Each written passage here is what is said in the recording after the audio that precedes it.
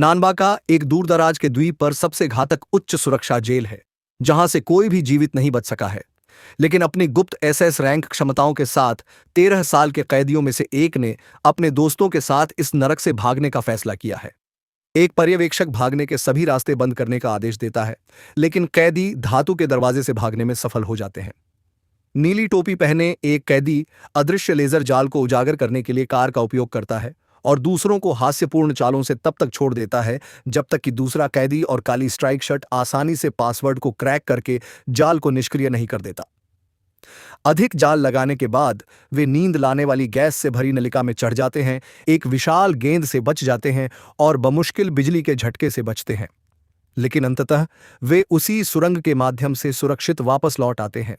Warden और पर्यवेक्षक क्रोधित हैं और उन्हें रोकने के लिए यमदा नामक एक व्यक्ति को भेजते हैं। यमादा कैदियों के बाद खरीदारी करता है, लेकिन उसे मेरी प्रेमिका की दिशा की समझ है और दिशा निर्देश मांगते समय वह तुरंत अपना रास्ता भूल जाता है। इस बीच कैदी बिना किसी रुकावट के भागना जारी रखते हैं और जल्द ही उनका सामना हथियारबंद लोगों के एक समूह से होता है। एक कैदी निको अपने दोस्त को बचाने के लिए कूद पड़ता है और गोली मारता है, लेकिन उसे एहसास होता है कि यह सिर्फ एक ट्रैंक्विलाइजर है जो उस पर असर नहीं करता है। जबकि हथियारबंद लोग असफल शॉट से क्षण भर के लिए स्तब्ध रह जाते हैं, निको और उसका दोस्त ध्यान भटकने का फायदा उठाते हैं और भागने लगते हैं और सफलतापूर्वक भाग निकलते हैं। जल्द ही उनका सामना घातक कुत्तों के झुंड से होता है, लेकिन निको उस स्थान पर डॉग व्हिस्परर को देखता है, इसीलिए वह आसानी से उन्हें वश में कर लेता है। इसके बाद वे अंततः एक विशाल लोहे के दरवाजे तक पहुंचते हैं जो उन्हें स्वतंत्रता से अलग करता है। लेकिन जब वे पर्यवेक्षक को बाहर उनका इंतजार करते हुए पाते हैं तो उनका दिल बैठ जाता है। वे तुरंत अपनी पूरी ताकत के साथ पर्यवेक्षक पर हमला करते हैं, लेकिन पर्यवेक्षक बहुत मजबूत होता है और उन्हें एक बार फिर से सड़ने के लिए जेल में डालने से पहले उनकी पिटाई कर देता है। हैरानी की बात यह है कि कैदी अपनी कोठरी में वापस आने को लेकर ज्यादा परेशान नहीं है। अन्य जेलों की तुलना में इसमें अच्छा भोजन, विशाल स्नानघर, जिम उपकरण और लगभग वे सभी सुविधाएं हैं जिनकी उन्हें आवश्यकता है। कुछ समय बाद 15 वर्षीय कैदी जुगो एक बार फिर भागने की कोशिश करता है, लेकिन तुरंत पकड़ लिया जाता है और वापस सेल में भेज दिया जाता है। एक बार अंदर जाने के बाद वह दूसरों को उस रहस्यमय गर्म कुतिया के बारे में बताता है जिसे आपने रास्ते में देखा था, इसलिए ये पतित लोग तुरंत विजिटिंग रूम की ओर भागते हैं और उसे पर्यवेक्षक के साथ पाते हैं। उन्हें आश्चर्य होता है कि पर्यवेक्षक जैसा अपमान इतने बुरे व्यक्ति को कैसे खींच सकता है, लेकिन यह पता चलता है कि यह खलनायक अंततः पिता बन जाएगा, क्योंकि वह वास्तव में एक लड़का है और पर्यवेक्षक का छोटा भाई है। अचानक पर्यवेक्षक को उसके वरिष्ठों द्वारा बुलाया जाता है, इसलिए वह चला जाता है, जबकि जुगो अपने छोटे भाई को उठाने की कोशिश करता है, जो पूछता है कि उसके पास बीडीएसएम गियर क्यों है। जुगो को अचानक अपने अंदर गुस्सा पनपने का एहसास होता है, क्योंकि उसका मूड खराब हो जाता है और वह दावा करता है कि ये बेड़ियां उसकी गर्दन पर एक बदसूरत लाल निशान वाले एक आदमी द्वारा डाली गई थीं और उसके यहां आने का एकमात्र कारण इस बदसूरत आदमी को ढूंढना था और बदला ले। अगले दिन नानबाका जेल में पर्यवेक्षक सेल 13 की जांच करता है और जुगो को लापता पाता है। स्वाभाविक रूप से वह भागने का एक और प्रयास मानता है, लेकिन नहीं, जुगो रात के ड्यूटी रूम में बस झपकी ले रहा है। क्रोधित होकर पर्यवेक्षक स्पष्टीकरण की मांग करता है और जुगो लापरवाही से कहता है कि वह बाहर चला गया क्योंकि उसके सेल साथी खर्राटे लेते थे। जैसे कि यह पर्याप्त नहीं था, यमातो बेवकूफ सुरक्षा के बजाय प्रशिक्षण में व्यस्त था। जैसे ही कैदी इस बात पर जोर देते हैं कि अन्य जेलों की तुलना में भोजन कितना बेहतर है, शेफ यहां उनकी प्रशंसा के रूप में और उनके उत्साह में अपने आकार के बावजूद धीरे से बोलता है। धन्यवाद के रूप में डब्स अपनी मेज पर ले जाते हैं। शेफ के मीठे उपहारों का लुत्फ उठाने के बाद कैदियों की नजर रूबिक क्यूब पर पड़ती है। जुगो हर किसी को प्रभावित करते हुए इसे कुछ ही सेकंड में हल कर देता है। किसी अन्य कैदी का समर्थन करने को तैयार नहीं, उससे आगे निकलने के लिए बेताब हैम जुगो से कहीं अधिक कठिन पहेली है। वह उसे भी उतनी ही आसानी से हल कर देता है, जिससे चुनौती देने वाला क्रोधित हो जाता है और उसके जीवन विकल्पों पर सवाल उठाने लगता है। एक पर्यवेक्षक जब उनकी चालाकियों से भरपूर हो चुका होता है तो उन्हें फर्नीचर बनाने के काम में लगा देता है। जुगो ने कार्य को उबाऊ बताया, लेकिन पर्यवेक्षक ने उसे निको की तरह बताया, जिसने, जैसा कि यह पता चला, फर्नीचर के बजाय लकड़ी का रोबोट बनाया। इससे पर्यवेक्षक क्रोधित हो जाता है, जो तुरंत निको पर भड़क जाता है और उसे बेहोश कर देता है। जैसे कि इससे बुरा कुछ नहीं था, एक अन्य कैदी ने प्यासे रहने के लिए एक गर्म चुदाई की। अब जुगो की बारी आई तो वह गर्व से अपना बनाया फर्नीचर दिखाता है। पूरे 2 सेकंड तक दबाता है। सुपरवाइजर की खामोशी तब काफूर हो जाती है जब जुगो एक बटन दबाता है, जिससे एक स्व खुलने वाली दराज खुलती है जो टूटकर सीधे उसके चेहरे पर आ जाती है। पर्यवेक्षक आधिकारिक तौर पर जीवन के साथ समाप्त हो गया। अपने सहायक के पास चर्चा करने के लिए जाता है कि अगर हेड वार्डन को सेल्फ 13 की हरकतों के बारे में पता चला तो वे कितने परेशान होंगे। जुगो आता है, खुशी से देखता है कि यह बहुत शर्मनाक होगा। क्रोधित होकर पर्यवेक्षक ने उसे पकड़ लिया और अपने सहायक को यह जांचने के लिए कहा कि क्या कोई और उनके कक्ष से भाग गया है। बाद में मुख्यालय जाने के लिए ट्रेन की यात्रा पर पर्यवेक्षक वार्डन से मिलता है। वह सर्कस से भागने वालों के एक समूह के पास से गुजरता है, या ऐसा प्रतीत होता है कि वे वार्डन के व्यस्त होने के बारे में उनकी चेतावनियों को पूरी तरह से नजरअंदाज कर रहे हैं।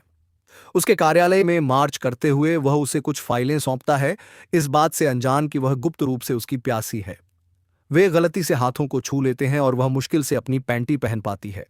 उसका अनजान गार्ड पर्यवेक्षक पर हमला करता है, यह सोचकर कि उसने महिला को परेशान किया है, लेकिन पर्यवेक्षक आसानी से उसे एक तरफ कर देता है और काम में लग जाता है।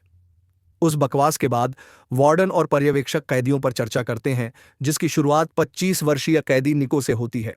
पता चला, निको को नशीली दवाओं के दुरुपयोग और अपनी आखिरी जेल से भागने के महान कारण के लिए गिरफ्तार किया गया था। उसे सुइयों से नफरत है। वे उसे खाद्य एलर्जी के लिए इंजेक्शन दे रहे थे। नानबाका में वे उसे मौखिक दवाएं देते हैं ताकि वह वहीं रह सके। अगली बार मई 1969 में उसे सामूहिक दंगों के आरोप में जेल में डाल दिया गया, लेकिन खाना खराब होने के कारण वह अपनी पुरानी जेल से भाग गया। हालांकि वह नानबाका में मॉडल कैदी के रूप में रहा है, क्योंकि यहां का खाना सबसे अच्छा है। फिर 11 मई को एक भूमिगत कैसीनो चलाने के आरोप में गिरफ्तार किया गया। वह अपनी आखिरी जेल से इसलिए बच निकला क्योंकि उसने किसी अनजान लड़की के साथ हॉट डेट की थी। अंततः 15 मई को जुगो को चोरी के आरोप में गिरफ्तार कर लिया गया। वह अपनी पहली जेल से उसी दिन बाहर निकला जिस दिन वह वहां पहुंचा था।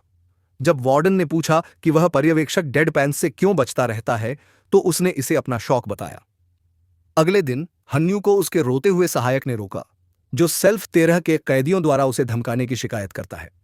हन्यू ने उससे कहा कि उठो और रोना बंद करो, लेकिन सहायक कैदियों के साथ अपने भयानक अनुभव के बारे में बात करना जारी रखता है। हान्यू ने उसे डांटते हुए कहा कि वह उनसे न डरे और जरूरत पड़ने पर वापस लड़े, लेकिन बेचारा रोना बंद नहीं कर पाता और बताता है कि कैसे वे लगातार उसका मजाक उड़ाते हैं, जिससे वह अपनी नौकरी छोड़ना चाहता है। हन्यू सलाह देते हैं कि नौकरी छोड़ना कोई समाधान नहीं है और उन्हें जेल प्रहरी होने पर गर्व होना चाहिए। उनका कहना है कि अगर सहायक यहां अपना काम कर सकता है तो वह कुछ भी कर सकता है। हाजी पुरुषों का सुझाव है कि कैदियों की कमजोरियों का इस्तेमाल उनके खिलाफ किया जाए। वह 11 मई को यूनो से शुरुआत करता है, जिसकी मुख्य कमजोरी गर्म महिलाएं हैं। उसे आकर्षक महिलाओं से भरी पत्रिका देकर उसे कुछ समय के लिए व्यस्त रखना चाहिए। जहां तक मई 69 की बात है, रॉक, जो भोजन और लड़ाई का शौकीन है, उन्हें बस उसे एक रोमांचक मेनू देने की जरूरत है यदि वह व्यस्त हो सकता है। 25 मई में निको से निपटना सबसे आसान है, उसे बस उसे देखने के लिए एक एनीमे देने की जरूरत है। अंत में 15 मई में ह्यूगो के लिए सबसे कठिन समय है, क्योंकि जेल से भागना उसका एकमात्र शौक है। ह्यूगो को नियंत्रण में रखने के लिए हन्यू को बाकी कैदियों को सावधानीपूर्वक प्रबंधित करने की आवश्यकता है। कैदियों को कैसे नियंत्रित किया जाए, इस पर एक लंबा पाठ देने के बाद हार्जिन अपने काम पर लौट आता है। वह वार्डन से मिलता है, जो उसे एक नए कैदी के बारे में सूचित करता है और उसे कैदी को सेल 13 में रखने के लिए कहता है। वे इस नए कैदी के दूसरों पर पड़ने वाले प्रभाव पर चर्चा करते हैं, यहां तक कि त्सुकुमो के पकड़े जाने और भागने के इतिहास पर भी चर्चा करते हैं। जैसे ही हेडजिन वार्डन के कार्यालय से बाहर निकलता है, उसकी मुलाकात उसके सहायक से होती है, जो उत्साहपूर्वक साझा करता है कि कैसे वह हेडजिन की सलाह का पालन करके कैदियों को व्यस्त रखने में कामयाब रहा। फिर हेडजिन उसे नए स्थानांतरण के बारे में बताता है और जल्द ही सेल 13 के कैदियों को नए आगमन के बारे में पता चलता है और आश्चर्य होता है कि उनका नया सेलमेट कौन होगा। तभी त्सुकुमो निंजा शैली में आता है और कैदियों को आश्चर्यचकित कर देता है। ह्यूगो को छोड़कर हर कोई उसकी निंजा चालों से उत्साहित हो जाता है और उसका स्वागत करता है। हालांकि ह्यूगो का दावा है कि यह सब दिखावा है। जवाब में त्सुकुमो ने अपनी पलायनवादी रणनीति साझा की, लेकिन ह्यूगो ने अभी भी उस पर विश्वास करने से इनकार कर दिया। फिर त्सुकुमो ने ह्यूगो को अपने कौशल को साबित करने और उसे हराने के लिए जेल ब्रेकिंग प्रतियोगिता में चुनौती दी। क्रोधित होकर ह्यूगो ने प्रतियोगिता के लिए सहमत होने से पहले उसे जमीन पर फेंक दिया। बाद में जब सहायक कैदियों की जांच करता है तो वे उसे नजरअंदाज कर देते हैं, जिससे वह हडजिन के पास वापस जाता है और फिर से शिकायत करता है। इस बीच ह्यूगो और त्सुकुमो ने अपनी प्रतियोगिता शुरू की। त्सुकुमो ने ह्यूगो का पीछा करते हुए इसे निंजा छाया तकनीक कहा। बाकी कैदी उन्हें देखने और उनका उत्साह बढ़ाने के लिए इकट्ठा होते हैं।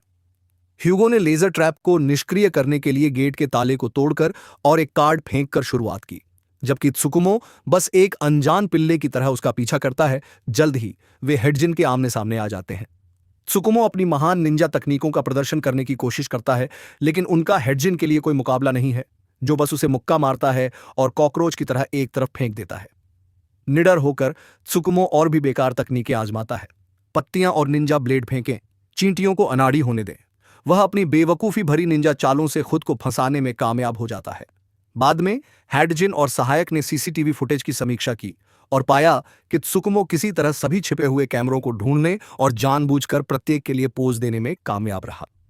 हैडजिन ने फैसला किया कि उन्हें एक लड़के की इस खबर को 11 बेचने के लिए आगे बढ़ाना चाहिए और उसके साथ काम खत्म करना चाहिए।